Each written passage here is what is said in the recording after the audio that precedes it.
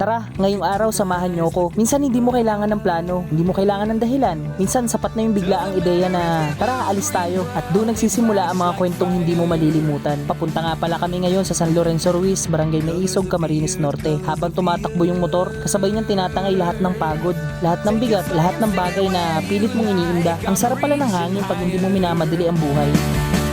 Oh darling, and if you think the planet's grip can hold me back, I am a rocket, there's no way you could stop me if you tried. I never felt so free as I do right now, no way that I'm ever coming down. I'm on my way. Di tayo mabir. It's all coming clear. Say your au revoir, baby. I was made for the stars. Listen to my voice, listen to my voice. Coming at you like a lion's roar. I won't go quiet. Dito tayo, picture. Take a picture now, take a picture now. Go on, point the hubble at me, don't lose sight. I'm high society. Oh honey, if you believe in gravity, just watch and learn. I am a rocket, there's no way you could stop me if you tried.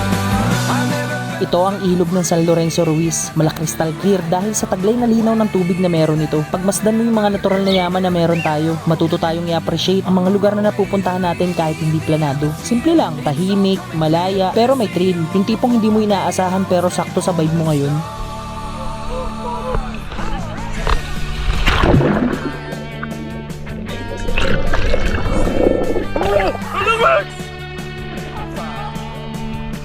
Sarap maligo, guys. Blast off. Sa tabi ng ilog, nag-umpisa na yung mga simpleng usapan, yung mga kwentong wala sa script, yung mga ngiti na hindi pilit. Dito mo marirealize ang ganda pala ng mundo pag hindi mo pinipilit kontrolin ang lahat. Habang pinapakinggan ko yung daloy, parang sinasabi niya, relax, may rhythm din ang buhay, may dumadaloy, may nawawala, pero lagi kang dadalhin sa tamang lugar. Biglaan lang to, oo, pero minsan sa mga biglaang trip, mas bumabalik yung saya, mas nagiging totoo ka, mas naririnig mo yung sarili mo kaysa sa ingay ng araw-araw. At kung may natutunan ako ngayong araw, yun ay hindi kailangan maging engrande ang biyahe para tumalo ng puso. Kahit simpleng ilog, simpleng kwentuhan, pwede na palang maging pahinga. Kaya salamat sa biglaang trip na to, sa motor na nagdala sa kung saan-saan, sa ilog na nagpaalala ng buhay pa ako, at sa sandaling hindi ko hinanap pero ako mismo ang dinalaw.